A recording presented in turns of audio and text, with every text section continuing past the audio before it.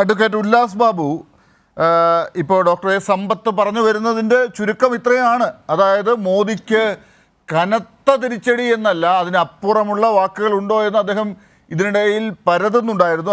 അദ്ദേഹം കുറേ കഥകൾ, ചരിത്രം ഇതൊക്കെ ഇവിടെ അവതരിപ്പിച്ചിട്ടുണ്ട്. താങ്കൾ അതൊക്കെ കേട്ടിട്ടുണ്ടാകുമെന്ന് തോന്നുന്നു. അരവിന്ദ് കെജ്രിവാളിനെ മുൻകൂർ ജാമ്യത്തിൽ വിട്ടത് താങ്കൾ അംഗീകരിക്കുന്നുണ്ടോ? ആദ്യം ബഹുമാനപ്പെട്ട സമ്പത്ത് സാറിനെ സംബന്ധിച്ചിടത്തോളം സമ്പത്ത് സാറ് അറിവും വിവരവും ഒക്കെ കൃത്യമായിട്ടുള്ള ആളാണ്. വളരെ മനോഹരമായിട്ട് കാര്യങ്ങളെ നോക്കിക്കാണുന്ന ഒരാളുമാണ്. ഞാൻ അദ്ദേഹത്തെ ബഹുമാനിക്കുന്നത്. അദ്ദേഹത്തിന്റെ ഇന്നത്തെ ഈ ശൈലി അത് ഒരു രാഷ്ട്രീയക്കാരന്റെ മാത്രമായി പോയി എന്നുള്ളതാണ്. ഒരുപക്ഷെ കൈരളി ചാനലായതുകൊണ്ടായിരിക്കാം. നോക്കൂ, ഇതിനകത്ത് അരവിന്ദ് കെജ്രിവാളിന് ജാമ്യം കിട്ടിയാൽ BJPക്ക് എന്താ പ്രശ്നമൊന്നും? BJPക്ക് എന്താ അതിനകത്ത് വിഷയം? ഇവിടെ ലാലു പ്രസാദ് യാദവ് എന്ന് പറയപ്പെടുന്ന വ്യക്തി ജയിലിൽ കിടന്ന് ജാമ്യം കിട്ടിയ ശേഷം മന്ത്രിയായിട്ടില്ലേ? ബാലകൃഷ്ണപിള്ള ഇവിടെ ജയിലിൽ കിടന്നതിന് ശേഷം പുറത്തു വന്ന് ഇവിടെ നിങ്ങൾ ലാസ്റ്റ് ഭരിക്കുന്ന സമയത്ത് പോലും നിങ്ങൾ ക്യാബിനറ്റ് പദവി കൊടുത്തവരാണ്. MLA ആയ ആളാണ്, മൈനായിട്ട് മന്ത്രി. ഇവിടെ അഴിമതിക്കാരായിട്ടുള്ള രാഷ്ട്രീയക്കാർ ജയിലിൽ കിടന്നിട്ടുണ്ട്, ജാമ്യം കിട്ടേണ്ടി. ഈവൻ പ്രിയങ്ക ഗാന്ധി അടക്കമുള്ള അങ്ങനെ നിരവധി ആളുകൾ, സോണിയാഗാന്ധി അടക്കമുള്ളവർ ജാമ്യത്തിലാണ്. ഇവിടെ ഈ ജാമ്യത്തിന്റെ പ്രത്യേകത എന്താണ്? നമ്മൾ ഈ കാലത്ത് ഡോക്ടർ ലാൽ കോഴിക്കുഞ്ഞുങ്ങളെ നമ്മൾ കൂട്ടുന്ന് പുറത്തേക്ക് ഇറക്കി വിടും. കൊക്കൊക്കൊക്കൊക്കൊക്കൊക്കൊ എന്ന് പറഞ്ഞിട്ട് അതിങ്ങനെ പോകും.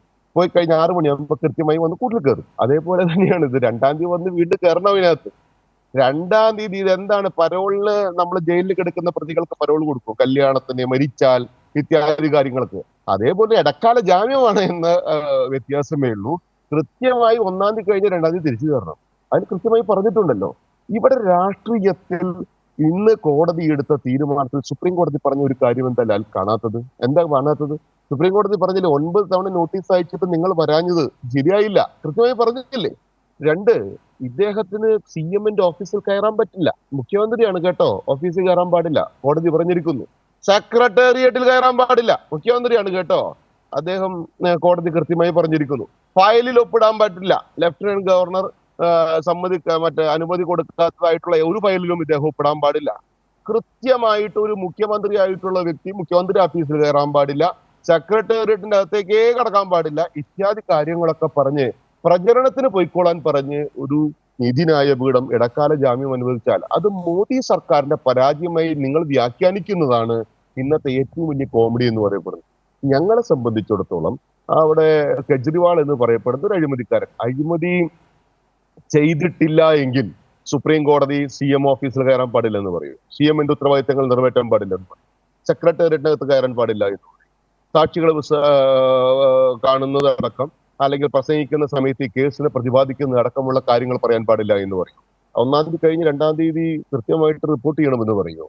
അപ്പൊ ഇതൊക്കെ സുപ്രീം കോടതി പറഞ്ഞിട്ടുണ്ടോ എങ്കിൽ വളരെ കൃത്യമല്ല സാർ. അദ്ദേഹം കൃത്യമായ കുറ്റാരോപിതനാണ്. അദ്ദേഹം മുഖ്യമന്ത്രിയല്ല സുപ്രീം കോടതിയുടെ മുമ്പിൽ എന്ന് വേണ്ടി അതിനെ വ്യാഖ്യാനിക്കാൻ.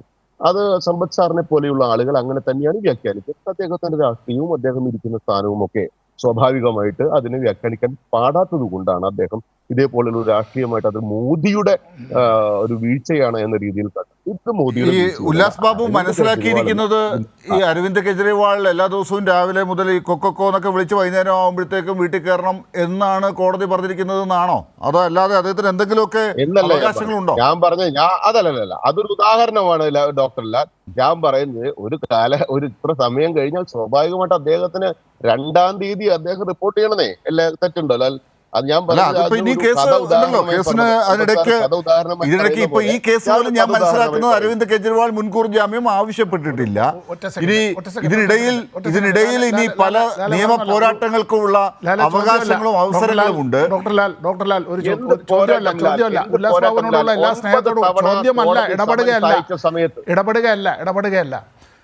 രാജ്യത്തെ പരമോന്നത നീതിന്യായ കോടതിയുടെ ഒരു ഉത്തരവുമായി ബന്ധപ്പെട്ട നമ്മുടെ ചർച്ചയിൽ ആ ഉത്തരവിൽ പരാമർശിച്ചിട്ടില്ലാത്ത കാര്യം കോടതി ഉത്തരവിൻ്റെ ഭാഗമാണ് എന്ന നിലയിലോ ആ കോടതി ഉത്തരവിനെ ദുർവ്യാഖ്യാനം ചെയ്യുന്ന, നമുക്കെല്ലാം രാഷ്ട്രീയമുണ്ട്, ഞങ്ങൾക്ക് 3 പേർക്കും വ്യക്തമായ രാഷ്ട്രീയമുണ്ട്. ആ രാഷ്ട്രീയത്തിൽ നിന്നുകൊണ്ട് ഞാൻ ഉൾപ്പെടെ ആരെങ്കിലും പറഞ്ഞാലോ അത് കോടതി അലക്ഷ്യമായി മാറും. അത്തരത്തിലുള്ള ഒരു കാര്യത്തിന് ഞാനില്ല. പക്ഷേ ഉല്ലാസ് ബാബുവും അത് മനസ്സിലാക്കുമെന്ന അർത്ഥത്തിലാണ് ഞാൻ പറയാം. ഉത്തരവിൽ പറഞ്ഞിട്ടില്ലാത്ത കാര്യത്തെ പരോൾ എന്നതും ഇന്ററിം ബെയിൽ എന്നുള്ളതും രണ്ടാണ്. പരോൾ എന്നുള്ളതും ഇടക്കാല ജാമ്യം എന്നുള്ളതും രണ്ടാണ്. ഞാൻ 11 കേസുകളെ കുറിച്ച് പറഞ്ഞു. പരോൾ നൽകുക എന്നുള്ളത് ഗവൺമെന്റിന്റെ അധികാരത്തിൽപ്പെടുന്നതാണ്. പരോൾ നൽകുക എന്നുള്ളത് ഗവൺമെന്റിന്റെ അധികാരത്തിൽപ്പെടുന്നതിനെ സംബന്ധിച്ച് സുപ്രീം കോടതിയുടെ ഇന്നത്തെ ഉത്തരവിൽ പറയുന്നുണ്ട്. ഈ granting of a parole to an accused and the granting of interim bail to the accused, ഇത് entirely different ആണ്. നമ്മൾ കോടതി അലക്ഷ്യം നമ്മൾ ഇരുന്ന് വാങ്ങരുത്. ഇന്ററിം ബെയിൽ എന്താണെന്നും പരോൾ എന്താണെന്നും സമ്പത്ത് സാർ, ഇന്ററിം ബെയിലും പരോളും ഒക്കെ സ്വാഭാവികമായിട്ടൊരു വക്കീലായി എനിക്കറിയാലോ. ഞാൻ പറഞ്ഞതിന്റെ ക്ലാരിഫിക്കേഷൻ സമ്പത്ത് സാർക്ക് മനസ്സിലായില്ലെങ്കിൽ ബഹുമാനപുരസരം ഞാൻ പറഞ്ഞത് പരോളൊക്കെ കൊടുക്കുന്നത് പോലെ കല്യാണത്തിനും മരിച്ചാലും ഇത്യാദി കാര്യങ്ങൾക്ക് പരോളൊക്കെ കൊടുക്കുന്നത് പോലെ ഒരു ഇത്ര കാലത്തിൽ കൃത്യമായ കാര്യങ്ങൾ പറഞ്ഞുകൊണ്ട് ഒരു ജാമ്യ വ്യവസ്ഥ പറഞ്ഞുകൊണ്ട് പോകുന്നത് മോദി സർക്കാരിന് യാതൊരു പ്രശ്നമില്ല. അതേപോലെ തന്നെയാണ് ഈ ഇന്ററിം ബെയിലിനെ ഞങ്ങൾക്ക് കാണാൻ സാധിക്കുള്ളൂ. കേന്ദ്ര സർക്കാർ അവിടെ ആവശ്യപ്പെട്ടിട്ടുണ്ട്. ഉല്ലാസ് ബാബു ഒരു മിനിറ്റ്, താങ്കൾ ഈ ഒച്ച വെച്ചതുകൊണ്ട് കാര്യമില്ലല്ലോ, നമുക്ക് ഇതിനിടയ്ക്ക് കാര്യങ്ങൾ പറയണം. ഈ കേന്ദ്ര സർക്കാർ ED പറഞ്ഞിട്ടുണ്ട് കോടതിയിൽ ഈ കാര്യത്തിൽ ഒരു കാരണവശാലും ഇടക്കാല ജാമ്യത്തിൽ അരവിന്ദ് കെജ്രിവാളിനെ ജാമ്യം അനുവദിക്കുന്നത്, പുറത്തേക്ക് വിടുന്നത് യോജിക്കുന്നില്ല എന്ന് പറഞ്ഞിട്ടുണ്ട്. ഇതിലെ അല്ല ഞാൻ ടെക്നിക്കലായ ഞാൻ അഭിഭാഷകൻ കൂടി ആയതുകൊണ്ട് ഞാൻ ഇവിടെ പറഞ്ഞത്. ഞാൻ ഉല്ലാസ് ബാബു എന്നോട് ദയവായി ക്ഷമിക്കുക, ഞാൻ ഇടപെടുകയോ അങ്ങയുടെ സമയം കുറയ്ക്കുകയില്ല. എൻ്റെ സമയം എടുത്തോളൂ ആ കാര്യത്തിൽ. അതിന് എന്തെങ്കിലും കോമ്പൻസേറ്റ് ചെയ്യണമെങ്കിൽ പരോളിൽ പുറത്തിറങ്ങുന്നതായ ഒരു പ്രതി, ആ പരോൾ നൽകുന്നത് അഡ്മിനിസ്ട്രേഷനാണ് എന്ന് വെച്ചാൽ അത് ഗവൺമെൻറ്റാണ്. അത് ഇന്ത്യ ഗവൺമെൻറ്റോ സംസ്ഥാന ഗവൺമെൻറ്റോ ആവാം. ആ കാര്യത്തിൽ പരോളിൽ പുറത്തിറങ്ങുന്ന വ്യക്തിക്ക് ഇടക്കാല ജാമ്യത്തിൽ പറയുന്ന രാഷ്ട്രീയ പ്രവർത്തനത്തിൻ്റെയോ പൊതുയോഗങ്ങളിൽ പങ്കെടുക്കുന്നതിനോ ഉള്ള ആ അവകാശം ഇല്ല. അടിയന്തര സാഹചര്യത്തിൽ ബന്ധുക്കളുടെ ആരുടെയെങ്കിലും വിവാഹം, മരണം, അത്തരത്തിൽ ഒഴിച്ചുകൂടാൻ കഴിയാത്ത കാര്യങ്ങൾക്ക് അതിന് പോയിട്ട് വരുന്ന പരോളും ഇടക്കാല ജാമ്യവും രണ്ടാണ് ചങ്ങാതി. ശ്രീ ഉല്ലാസ് ബാബു ഒരു മിനിറ്റ്, നിങ്ങൾ രണ്ടുപേരും പരസ്പരം അങ്ങോട്ടും ഇങ്ങോട്ടും പറയുമ്പോൾ ഓവർലാപ്പ് ചെയ്യണ്ടല്ലോ. ശ്രീ ഉല്ലാസ് ബാബു ഒരു മിനിറ്റ്. ഉല്ലാസ് ബാബു, താങ്കൾ ഒന്നാമത് ഈ ക്യാമറ ഉള്ളിടത്തേക്ക് വന്നിട്ടില്ല, സൂമിലിരിക്കുന്നതുകൊണ്ട് സാങ്കേതികമായി ഇത് കേൾക്കുന്നതിനൊക്കെ ബുദ്ധിമുട്ടുണ്ട്. പിന്നെ പറഞ്ഞു കഴിഞ്ഞാൽ നമുക്ക് അങ്ങോട്ടും ഇങ്ങോട്ടും പറയുന്നത് കേൾക്കാനുള്ള അവസരം ഉണ്ടായാൽ മാത്രമേ ഈ ചർച്ച മുന്നോട്ട് പോകുന്നതിൽ അർത്ഥമുള്ളൂ. ഇത് ആർക്കും മനസ്സിലാവില്ല. അതുകൊണ്ട് താങ്കൾ ഒന്ന് ശ്രദ്ധിക്കൂ, ഇതിനിടയിൽ കയറി പറയാതിരിക്കൂ. സമ്പത്ത് പറയുമ്പോൾ അദ്ദേഹം പറയട്ടെ, താങ്കൾ പറയുമ്പോൾ താങ്കൾ പറയട്ടെ. അനുമതി ചോദിച്ചുകൊണ്ടാണ് അദ്ദേഹം പറയുന്നതെങ്കിൽ ഞാൻ അനുമതി കൊടുത്തിട്ടുണ്ടെങ്കിൽ മാത്രമേ അദ്ദേഹം പറയൂ, അല്ലെങ്കിൽ ഞാൻ അനുവദിക്കില്ല. അതുകൊണ്ട് താങ്കൾ ഒന്ന് കേൾക്കൂ. ഈ കാര്യത്തിൽ പരോളല്ല, ആ കാര്യം നമ്മൾ അംഗീകരിക്കണം.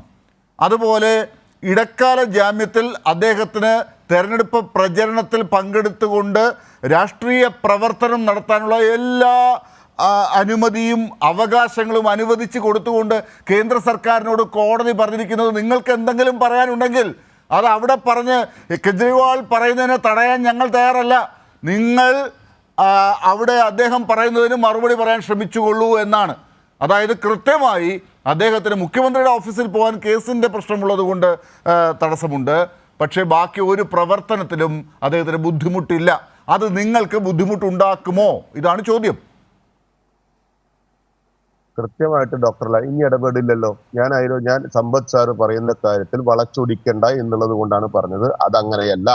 ഞാൻ പറഞ്ഞത് ഞങ്ങളെ സംബന്ധിച്ചിടത്തോളം ഞാൻ എൻ്റെ കൃത്യമായിട്ടുള്ള വ്യക്തിപരമായ കാര്യം പറയുന്നു. എന്താണ് പറഞ്ഞത്? ഒരു പരോൾ അനുവദിക്കുമ്പോൾ പോലെ ഒരു വ്യക്തിക്ക് കിട്ടുന്നത് പോലെ ഞങ്ങൾക്കത് ഫീൽ ഈഗോ വേണ്ട. ഞാൻ അതിനകത്ത് ഒരു മോഡറേറ്റ് ചെയ്ത് പറഞ്ഞല്ലോ, പരോൾ അല്ല, ഇത് പരോൾ അല്ല, അത് തീർപ്പായി. ഇനി താങ്കൾ അതിൽ കയറി പിടിക്കണ്ട. താങ്കൾ അത് പറഞ്ഞതിനെ കുറിച്ച് ഇവിടെ അതിനൊരു അർത്ഥമില്ല. ഇനി അതിലേക്ക് കയറി പോകല്ലേ.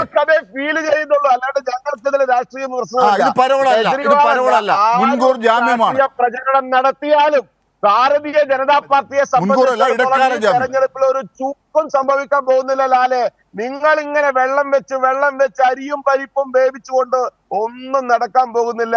അയാൾ വന്ന് എന്ത് പ്രസംഗിച്ചാലും അയാൾ ഒരു അഴിമതിക്കാരനായിട്ടുള്ള ഈ ഇന്ത്യൻ ജനതയെ വഞ്ചിച്ച കെജ്രിവാൾ എന്തെല്ലാം പ്രസംഗിച്ചാലും ഞങ്ങളുടെ തേരോട്ടത്തെ നിർത്താനുള്ള പ്രാപ്തിയൊന്നും കെജ്രിവാളിനില്ലെന്ന് ലാൽ എഴുതി വെച്ചോ. ശരി. അപ്പൊ അതാണ്